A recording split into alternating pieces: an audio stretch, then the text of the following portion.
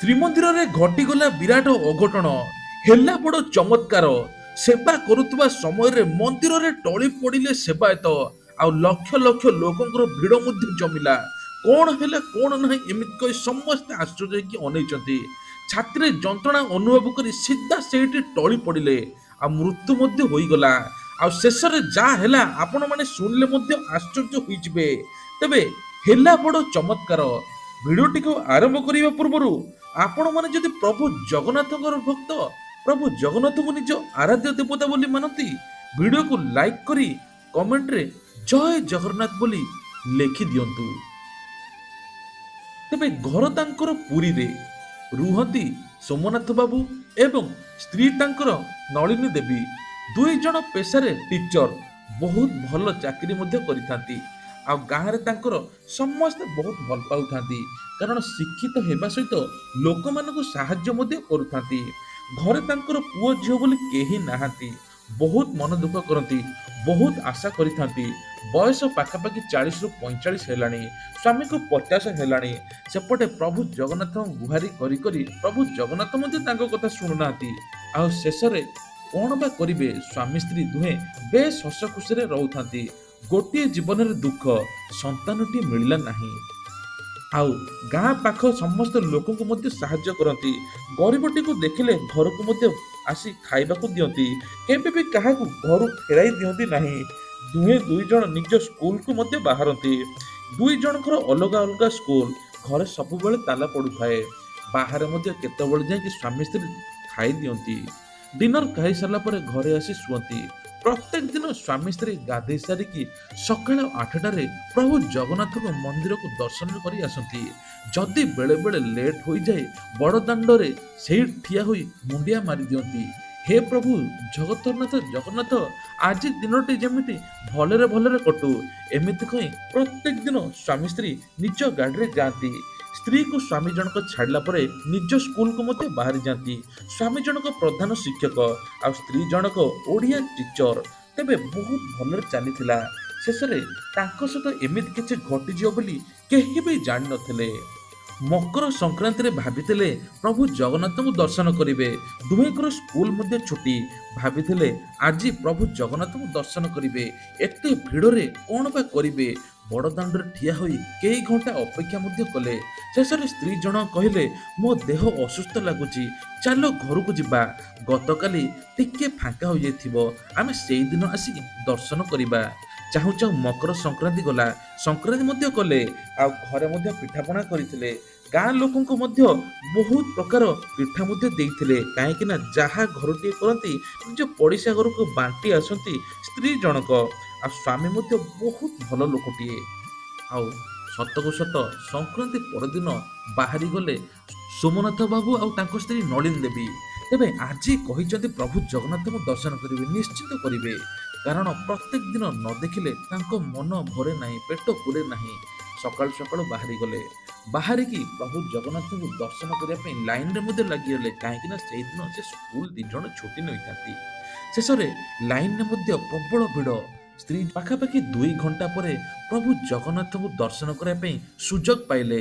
ସ୍ୱାମୀ ସ୍ତ୍ରୀ ମନରେ ବହୁତ ଦୁଃଖ, ଆଖିରୁ ଛଳ ଛଳ ଲୁହ। ହେ ପ୍ରଭୁ ଜଗତରନାଥ ଜଗନ୍ନାଥ, ତମେ ହିଁ ସାହା ଭରସା, ତମେ ହିଁ ଆମ କୋଳକୁ ଗୋଟିଏ ସନ୍ତାନଟି ଦିଅ। ବହୁତ ଡାକୁଥାନ୍ତି ସ୍ତ୍ରୀ ଜଣକ। ଚାହୁଁ ଚାହୁଁ ବାହାଘରର 20 ବର୍ଷ ବିତିଗଲାଣି, କିନ୍ତୁ କୋଳକୁ ଗୋଟିଏ ସନ୍ତାନଟିଏ ଆସିନାହିଁ। କଣ ବା ଶେଷ ସମୟରେ କରିବେ? ସେପଟେ ସ୍ୱାମୀ ଜଣକ ଆଉ କିଛି ଭାବୁନଥାନ୍ତି। ହେ ପ୍ରଭୁ ଏ ଦୁନିଆରେ ସମସ୍ତଙ୍କୁ ଭଲରେ ରଖ, ସମସ୍ତଙ୍କର ମଙ୍ଗଳ କର, ଏମିତି କରି ଡାକୁଥାନ୍ତି। ଶେଷରେ ପ୍ରସାଦ ମଧ୍ୟ ସେବନ କଲେ। ଆଉ ଠିକ୍ ସେଇ ସମୟରେ ସ୍ତ୍ରୀ ଜଣଙ୍କର ଆଖିରୁ ଲୁହ। ସେଇ ସମୟରେ ସୋମନାଥ ବାବୁ ପଚାରିଲେ, କଣ ହେଲା ତମର, କାହିଁ କାନ୍ଦୁଛ? ସ୍ତ୍ରୀ ଜଣକ ଆଉ କିଛି କହୁନଥାନ୍ତି, କହୁଛନ୍ତି ନାଇଁ କିଛି ହେଇନି, ଆଖିରେ ପୋକଟିଏ ଲାଗିଥିଲା, ଏମିତି କହି କଥାଟିକୁ ଭୁଲେଇ ଦଉଥାନ୍ତି। ଆଉ ସ୍ତ୍ରୀ ଜଣକ କଥା ଶୁଣି ସ୍ୱାମୀ ଜଣକ କହିଲେ, କାନ୍ଦ ନାହିଁ, ଆମ ପାଖରେ ପ୍ରଭୁ ଜଗନ୍ନାଥ ଅଛନ୍ତି, ଆମ ପାଖରେ ଜଗା ଅଛି, କିଛି ବି ଆମର ଅସୁବିଧା ହବନି, ଆମେ ଜୀବନ ସାରା ବହୁତ ଖୁସିରେ ରହିବା। ଏମିତି କହି ସ୍ତ୍ରୀକୁ ବୁଝାଉଥାନ୍ତି। ଆଉ ଚାହୁଁ ଚାହୁଁ ଏଇ ଶ୍ରୀମନ୍ଦିରରେ ଘଟିଗଲା ବିରାଟ ବଡ଼ ଅଘଟଣ, ଯାହା ସ୍ୱାମୀ ସ୍ତ୍ରୀ ଆଖି ଆଗରେ ମଧ୍ୟ ଘଟିଗଲା। ତେବେ ଶ୍ରୀମନ୍ଦିରର ସେବାୟତ ସେବା କରୁଥିବା ସମୟରେ ହଠାତ୍ ଟଳି ପଡ଼ିଲେ। ମଧ୍ୟାହ୍ନ ଧୂପ ଚାଲିଥାଏ। ସେହି ସମୟରେ ହୋ ହାଲା ହେଉଥାନ୍ତି, ଜୟ ଜଗନ୍ନାଥ କହି ଚିଲଉଥାନ୍ତି ମଧ୍ୟ। ଆଉ ସ୍ୱାମୀ ସ୍ତ୍ରୀ ମଧ୍ୟ ସେପଟେ ମଧ୍ୟ ଥାଆନ୍ତି। ଆଉ ସୁଆର ବଡ଼ୁ ସେବାୟତ ସେବା କରୁଥିଲେ। ହଠାତ୍ ସେ ଟଳି ପଡ଼ିଲେ, ସେପଟେ ଚିତ୍କାର କଲେ ସବୁ ସେବାୟତ। ଆଉ ଏପଟେ ସୋମନାଥ ବାବୁ ଏବଂ ତାଙ୍କ ସ୍ତ୍ରୀ ମଧ୍ୟ ଥାଆନ୍ତି। ତାଙ୍କ ଆଖି ସାମ୍ନାରେ ଏମିତି ଘଟୁଥାଏ। ତାଙ୍କୁ ମଧ୍ୟ ନେଇଗଲେ ପୁରୀ ବଡ଼ ମେଡିକାଲ। ଆଉ ସେହି ସମୟରେ ତାଙ୍କୁ ଚିକିତ୍ସା ସମୟରେ ତାଙ୍କର ମୃତ୍ୟୁ ମଧ୍ୟ ହେଲା। ତେବେ କୁହାଯାଉଥିଲା ଯେ ସେବାୟତଙ୍କର ହଠାତ୍ ହୃଦରୋଗ ହେଲା, ଯାହାଫଳରେ ଛାତିରେ ଯନ୍ତ୍ରଣା ହେବା ଫଳରେ ସେଇଠି ହିଁ ତାଙ୍କର ମୃତ୍ୟୁ ହୋଇଥିଲା। ପ୍ରଭୁ ଜଗନ୍ନାଥଙ୍କ ଧାମରେ ମୃତ୍ୟୁ ହୋଇଥିବାରୁ ସେ ସ୍ୱର୍ଗକୁ ଗଲେ। ତାଙ୍କ ଜୀବନ ସ୍ୱର୍ଗରେ ହିଁ ବିତିବ, ବହୁତ ସୁଖ ପାଇବେ, ବହୁତ ସୁଖୀଟିଏ ସିଏ। ଏମିତି ମନେ ମନେ ଭାବୁଥାନ୍ତି ସୋମନାଥ ବାବୁ। ଆଖିରୁ ଛଳ ଛଳ ଲୁହ, ସ୍ୱାମୀ ସ୍ତ୍ରୀ ଦେଖୁଥାନ୍ତି। ସେହି ସମୟରେ ଗୋଟିଏ ପିଲାଟିଏ ଆସିଲା। ବାବୁ ବାବୁ କହି ବଡ଼ଦାଣ୍ଡ ପାଖରେ ସୋମନାଥ ବାବୁଙ୍କ ହାତରୁ ପଇସା ମାଗୁଥାଏ। ସେହି ସମୟରେ ସୋମନାଥ ବାବୁ ପକେଟରୁ ଟଙ୍କା ବାହାରି କରି କିଛି ଦେଲେ। ଆଉ ପଚାରିଲେ, ବାବୁରେ ତୋ ଘର କୋଉଠି?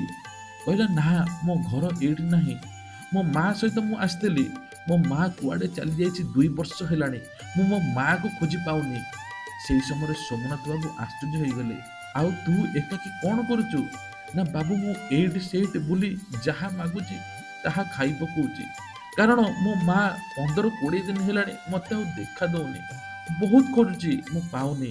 ଛୁଆଟିଏ ପାଖାପାଖି 10-12 ବର୍ଷ ହେବ। ସେହି ସମୟରେ ସୋମନାଥ ବାବୁଙ୍କ ଆଖିରେ ମଧ୍ୟ ଲୁହ ବାହାରିଗଲା।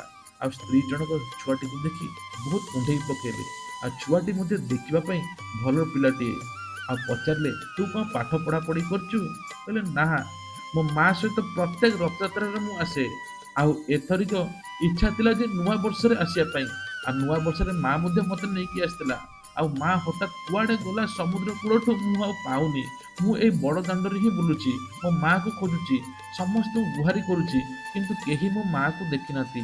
ଶେଷରେ ସୋମନାଥ ବାବୁ କହିଲେ, ହେ ପ୍ରଭୁ ଜଗତରନାଥ ଜଗନ୍ନାଥ, ତମ କରୁଣା ଅପାର ପ୍ରଭୁ, ତମ କରୁଣା ଅପାର। ଏମିତି କହି ଛୁଆଟିକୁ କହିଲେ, ଚାଲ ଆମ ଘରକୁ। ସେହି ସମୟରେ ଘରକୁ ନେଇଗଲେ, ଖିଆ ପିଆ ମଧ୍ୟ ଦେଲେ। ଆଉ ମନେ ମନେ ଭାବିଲେ, ଏଇ ଛୁଆଟି ଆମ ଘରେ ରହିଲେ ବହୁତ ହସ ଖୁସିରେ ଚାଲିବ ଆମ ସଂସାର। ସ୍ତ୍ରୀ ଜଣକ ମଧ୍ୟ ମନେ ମନେ ବହୁତ ଖୁସି ହେଉଥାନ୍ତି, କାରଣ ପ୍ରଭୁ ଜଗନ୍ନାଥ ତାଙ୍କ ଡାକ ଶୁଣିଲେ। ନିଜର ନ ହଉ ପଛେ କିନ୍ତୁ ଅନ୍ୟର ଛୁଆଟି ଦେଖି ବହୁତ ଖୁସି ହେଇଗଲେ। ମନେ ମନେ ଭାବିଲେ, ତାଙ୍କ ମାଆଟିଏ ମଧ୍ୟ ଆମେ ଖୋଜିବା। ଆଉ ଶେଷରେ ତାଙ୍କ ମାଆକୁ ଖୋଜିବା ମଧ୍ୟ ଆରମ୍ଭ କରିଛନ୍ତି। ସୋମନାଥଙ୍କ ବାବୁଙ୍କ ଘରେ ସେଇ ପିଲାଟି ମଧ୍ୟ ଅଛି। ତେବେ ଇଏ ଥିଲା ତାଙ୍କର ଗୋଟିଏ ଛୋଟିଆ କାହାଣୀଟିଏ, ଯିଏକି ପ୍ରଭୁ ଜଗନ୍ନାଥଙ୍କ କୃପାରୁ ଆଜି ସେ 3 ଜଣ ଏକ ଅଛନ୍ତି। ଚାହୁଁ ଚାହୁଁ 2 ଦିନ ବିତିଗଲା। ତେବେ ଇଏ ଥିଲା ସୋମନାଥ ବାବୁଙ୍କର ଗୋଟେ ଛୋଟିଆ କାହାଣୀଟିଏ। ଏଇଭଳିଆ ଛୋଟିଆ କାହାଣୀଟି ଯଦି ଅନୁଭୂତି ଯଦି ଆପଣମାନଙ୍କର ଅଛି, ନିଶ୍ଚିନ୍ତ ଆମ ସହିତ ସେୟାର କରିବେ। ଜୟ ଜଗନ୍ନାଥ।